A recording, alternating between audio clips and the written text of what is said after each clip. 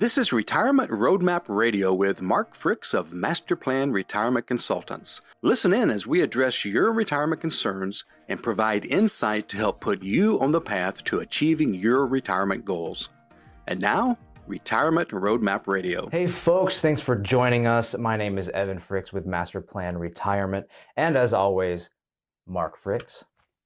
Today's topic is all over the news right now, all over headlines, the big ugly word layoffs from tech companies, Twitter, Zoom, Google's parent company, Alphabet Inc. Since the start of the year, tech companies have laid off nearly 95,000 workers, and there's currently no sign of that slowing down. Some individuals who are younger in their careers may have time to pound the pavement, as it were. But what happens to those who are further along in their career who may have a shorter time horizon to retirement? Those who may be closer to retirement, maybe they were thinking about retirement already, maybe they weren't. It's hard enough to walk away from a paycheck when you're planning to do so, but what happens when it's a surprise? Mark, what are some considerations for those folks as they evaluate their new situation? Well, I think, first of all, you've got to get your financial house in order. You've got to understand what you're spending, how you're spending it. You know, the first reaction, I think, is to panic. But to get past that panic, you get to work on something. And so I think you get to work on, if you've got 60 days left, 90 days, whatever, first of all, you put together a budget. What are you spending and what do you not need to be spending? Maybe memberships, maybe somebody cleans your house every week. Well, you got some time off. You might want to clean your own house perhaps and things like that. Maybe a haircut every month instead of every 2 weeks. I mean, these sound silly. Maybe cut out the Starbucks. Anything that you can cut out is number one, and create an actual budget. And also you want to kind of find out, when's your last paycheck? Is it a full paycheck? What will it include? Maybe get an estimate on how much it's going to be worth. Will you get paid for vacation time? What about maybe leftover sick time? Is that part of it? And I think also you want to get started as soon as possible on unemployment insurance. Go ahead and apply for that. Go ahead and, because it takes a while to get that started as well. And so those are, I think, are the first week of things you need to be doing to be proactive and get past that blow to the stomach, so to speak. On a broader sense, how do you know if you're ready to retire? Well, I think you call somebody like us because just running a couple of numbers or guessing is not the way to go about it. So one of the things we do, and of course we'll have an offer later for folks that are listening, is we can actually run a series of reports to see if you're ready for retirement. I mean, if you're 25 or 30, you probably aren't. If you're 50 or beyond, could be. You never know. I've had so many people come to us that were clients that have said, Mark, because of what you guys were able to do, I was able to retire 3 years earlier or 5 years earlier because of just the little things you can do along the way and little tweaks and maximizing this and minimizing that. And so I think the first thing you do if you want to know, can I retire, is to talk to a fiduciary, talk to somebody that's a holistic retirement planner, and get an idea about what kind of money you have in your 401k or TSP or 403b. What other savings do you have? And if you retire today, how does Social Security fit in? When does that qualify? You also have to start thinking about healthcare and health insurance. If you're in your 40s or 50s, and you try to retire, you're going to be a while before you are eligible for Medicare. So one of the things you might want to do as part of that meeting toward the end of your job is to find out what the options are as part of a severance package. Does it include some health care? Is it 90 days of health care, or is it going to cost you something? Is it COBRA? If you've had a change in your life like this, you can actually go to the government website. And if you estimate you're going to be making a whole lot less over the next 6 months to a year, you can get health insurance pretty inexpensively there. But go to the company first, because many times packages may include some buyout money, may include being paid for another 3 months. All of that needs to be part of that budget, part of that plan. But again, don't forget health. You don't want to walk around without health insurance, Right. at any age, but especially if you're in your 40s, 50s, 60s, never know what can happen. So that's just some of the things to concentrate on. The severance package is so important. And also, do they include transitional, like job search company to help you find another job? Get to work on your resume, update that as well. But from a retirement standpoint, it really does come down to just running some numbers. And if you're in your late 40s, early 50s, it would not hurt to contact us and let us run those reports. That's complimentary, to give you an idea of not only can you retire, but if you can't, when could you possibly retire? Okay, if we get another job in the next 6 months or whatever, if you can put another 5 years in, then maybe we can get you out of there. Right. If someone wanted to contact you, how would they do so? The best way, Evan, is our website. It is newly redesigned. It's a great website. It's a great resource. If I were listening, I'd visit it and I'd bookmark it, because we always have classes going on. We always have new articles, new podcasts, new YouTube's videos that are linked to it. Make sure you're subscribed, by the way. But mostly there's a little green button and it says schedule a meeting or schedule an appointment. Okay. And you push that button and my calendar comes up. And so you'll be meeting with me. It could be a 20-minute phone chat. It could be a 45-minute Zoom meeting. You can come into the office if you're near one of our offices, our main office outside of Atlanta. We have a few satellite offices as well. But it's good really just to start with a chat, right, and just find out where they're at, what they're looking for, what their worries are, what their goals are, what's their family situation. Maybe they have a spouse working. So maybe if they cut back a little bit, they'll be okay for a while, things like that. So that's all. And by the way, the website, masterplanretire.com, masterplanretire.com. If you're old fashioned, you want to call us, 770-980-9262. We do still have a landline. For the time being anyway. But really, if you schedule that time, again, it is complimentary, and even the reports are complimentary. So it's our way of just trying to show people where they're at, right, and take some of the worry out. Depending on the size of your employer, especially a larger employer, you could have up to 60 days notice before you're actually laid off. Is there any way you could break down what someone should do in that time? You mentioned a little bit of the things that you should seek out, but from the moment that you've got the severance paperwork in your hand, there's usually a time where you have before you have to sign. Actually, I think I could be wrong here, but I think it's illegal for them to force you to sign immediately without a consideration point. It depends on the state and it depends on the size of the company. Okay. Yes, but that's correct. So basically what I would do is, again, maybe we can run some reports that kind of reflect that as well. Yeah. So from the moment you find out, hopefully you have a decent time period to get your ducks in a row before you actually lose your job. You have some notice. But as far as first steps to last steps, can you kind of walk us through that process on how to prepare for that day? And let's say you are planning to retire. You're not going to be looking for another job. Maybe you're at that age, you're at that time. I've had enough. Right. It's time. The severance package documents, when they come to you, you look at that. What are some options that might be better to choose? We're not going to know what every employer offers, but what are some things maybe you want to look out for? Gotchas versus, this might be something to benefit me. This might not be worth it. Those kind of options. We've actually looked at several severance packages for clients before, or for prospects that come in, because sometimes they'll come in and say, maybe they just offer early retirement and the first come, first served. And so we want to look at those numbers. Okay, what are they offering you? How long would that last you? Between that and your 401k and maybe a pension or something, is that the launch to retirement? Or maybe it's more on the line of, okay, we're going to give you 3 options. You can take a lump sum, or you can take so much every quarter for a year or whatever. Then you start thinking about taxes. If you take a lump sum, all in 1 year, you could be hit heavier with taxes than if maybe you would take half now and half in the next year. So lots of little nuances. And you want to kind of look at that. And again, we can run numbers with that. We can kind of help guide you with that. I can't tell you how many people I've sat down with that, received a severance package or an offer or whatever.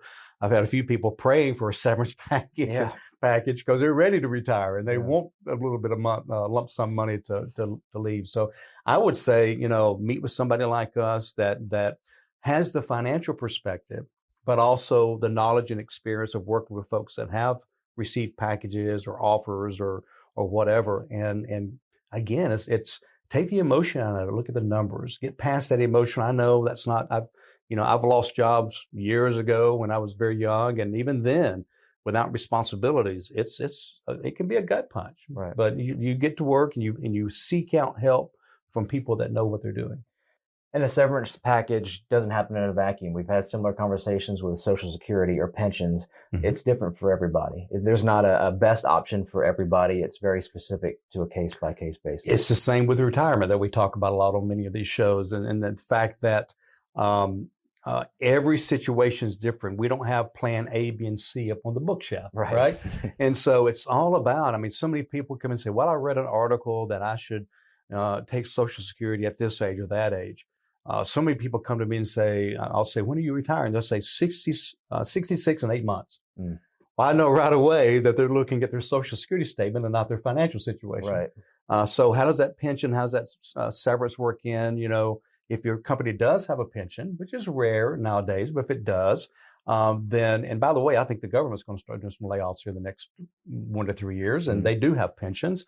And so how does that fit in with your severance package? Do you lose some of your pension? Is it still going to be as large as it was going to be? How should you take it? Survivor, no survivor? There's something we've talked about before, Evan, that we don't have time to get into today, but it's called pension maximization, how to maximize that pension. So it's all got to work together. You know, years ago when we first started this firm, our logo was puzzle pieces coming together. Right. It's still very fitting, you know, for what we do, and these pieces coming together, and everybody's puzzle looks different, as you mentioned earlier.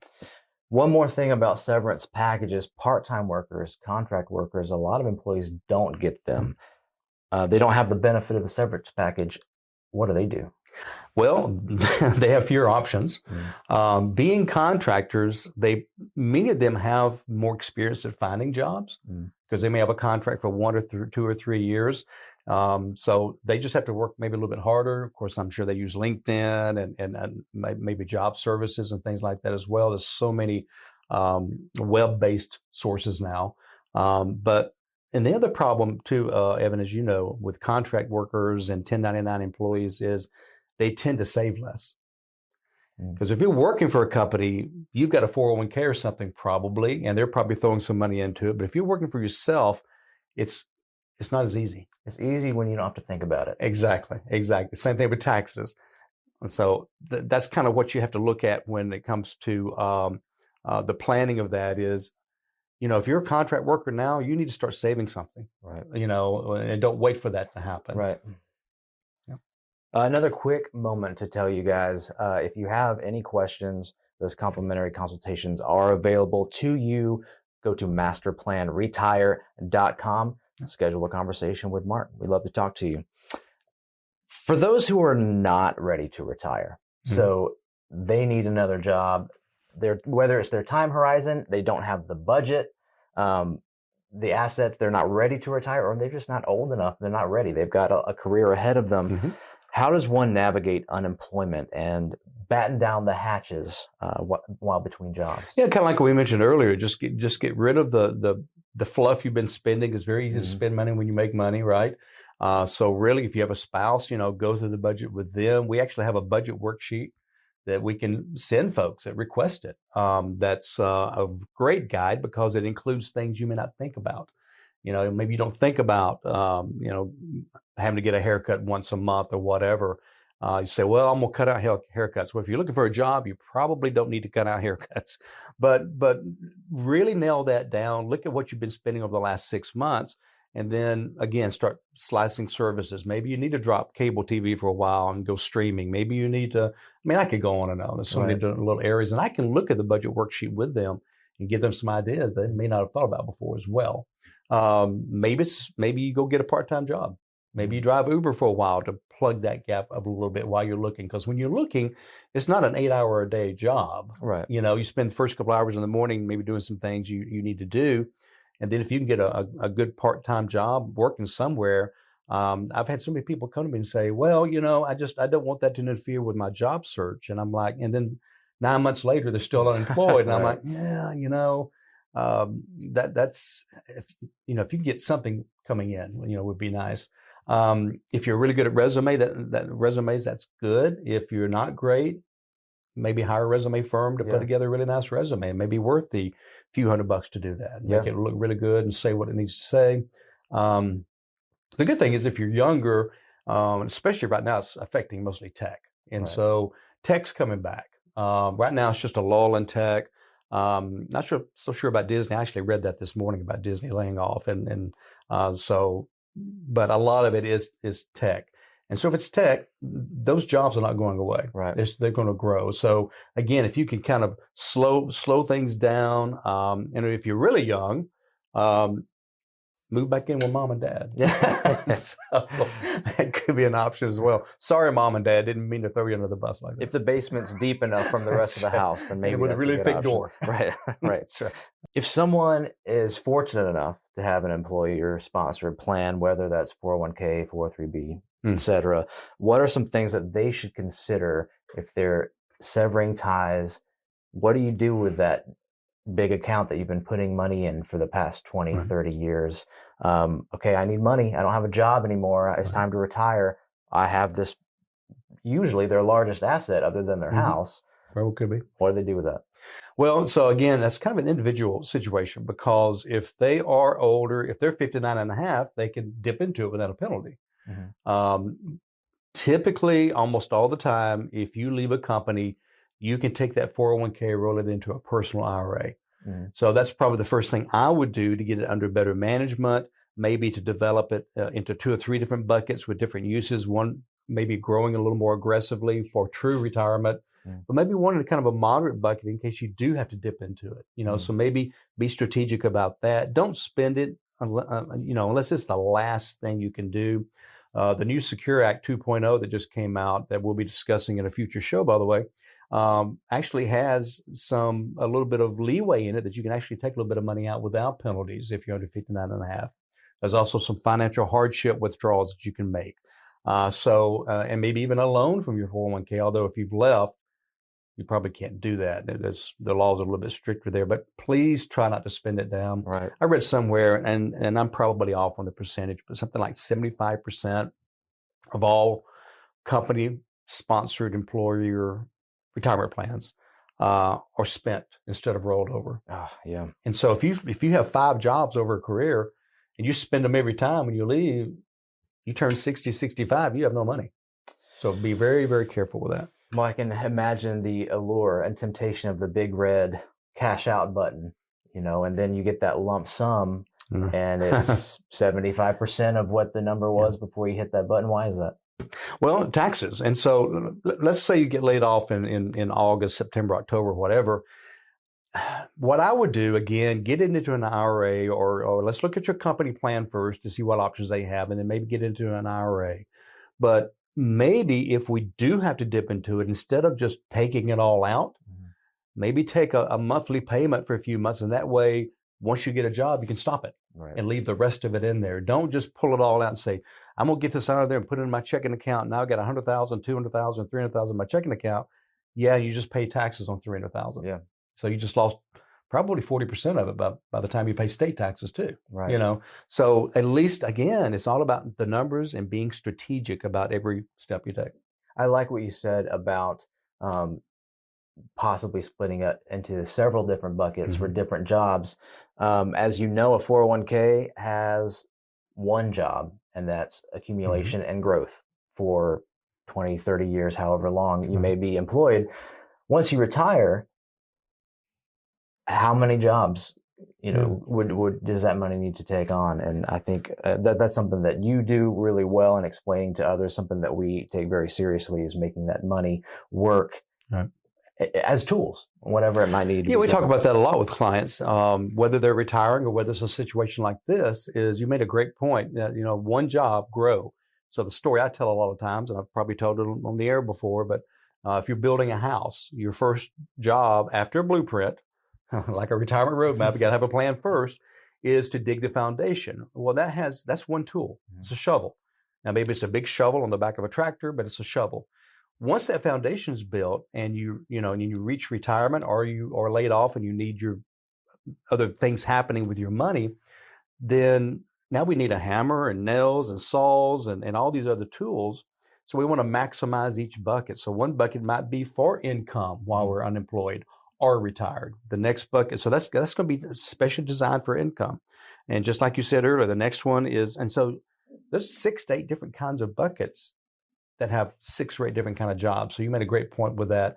Again, part of the strategy of developing that. And that's why you really need to sit down with a professional that's done this before. I've been in financial services 30 years now, and I have gray hair because I've been through 8 or 10 bear markets. I've been through all of this stuff. And so instead of overreacting, we react accordingly because of that. So are you saying you've never attempted to hammer a nail with a shovel? Probably when I was a kid. I'm sure I did. And it made a mess. I did. What happens to employer health insurance plans when you're laid off? Well, again, that's part of that severance package. So maybe they offer some COBRA, maybe they'll cover you for 90 days or whatever. But very careful about reading that severance package and what you get and what you don't get.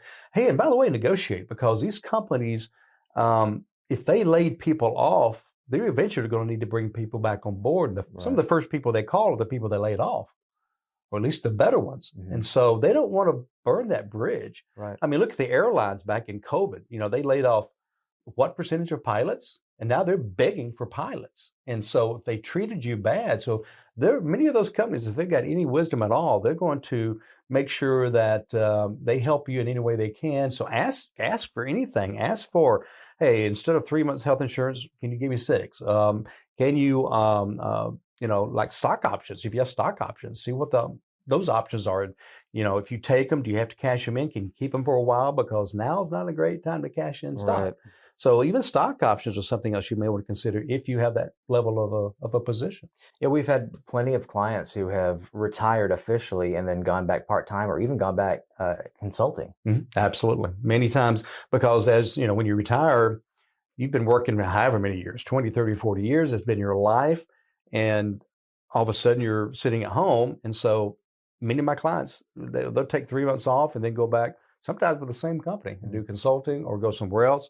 Or do something totally different. Go to work for Pike Nurseries and because you love plants, or whatever, Home Depot because you love tools. I don't know. Right. Yeah, so just do something that you enjoy. So we just have a few minutes left. Whether you're prepared or not for a layoff, for retirement, regardless, it's a scary thing. Mm-hmm. Are there any parting words that you could give just as kind of a cap or a closer, or maybe even reassurance? Well, I would say, again, I think it's reassuring to speak with somebody that has worked with people that have been through this before. Right. Be proactive, do some of the things we've already talked about. But back in, I guess it's 2008, 2009, 2010, when so many layoffs were occurring, I'd say probably 10, 50% of my meetings were with people that were laid off and not necessarily ready for retirement. Right. They just wanted advice. And so we built that experience up as well. So I would say, I think we're a great choice because, again, we are financial planners, we're retirement planners, but overall we are planners. And so we can help navigate that forest of layoff and give guidance where they need. Great. Again, Mark, how can they reach you? Well, as you mentioned earlier, our website's a great resource, not only to reach us, but to find out just hordes of information, okay? But it's masterplanretire.com. If you want to schedule a complimentary chat with me, push the little schedule button. My calendar pops up. You'll see openings here and there and everywhere. If you don't see an opening for a week or so, keep going. A lot of people are chatting with us with these layoffs going on, as well as people wanting to retire. But don't let that deter you. If you're getting laid off, you may have more time off coming up anyway. So, but would love to speak with you. We people that catch us on the radio and on YouTube contact us, and we just have a great time meeting, chatting, getting to know you, your concerns, your problems, your worries, your goals. And so would love to chat with you. But again, push the button, schedule an appointment, masterplanretire.com. So if you want to go to the podcast, as Evan likes to say, you have our podcast in your pocket, most likely on a smartphone, all the major podcast services as well. But go to the website, masterplanretire.com. Everything else branches off from that. And let us know how we can help you. Yeah, folks, thanks again for joining us on our conversation on layoffs. Again, my name is Evan Fricks with Master Plan Retirement Consultants. This is Mark Fricks. Mark, any parting words? Hi, thanks for joining us. And remember, plan well and prosper. This was Retirement Roadmap Radio with Mark Fricks of Master Plan Retirement Consultants. To schedule a complimentary consultation, go to masterplanretire.com or call 770-980-9262. Thanks for listening, and remember, plan well and prosper.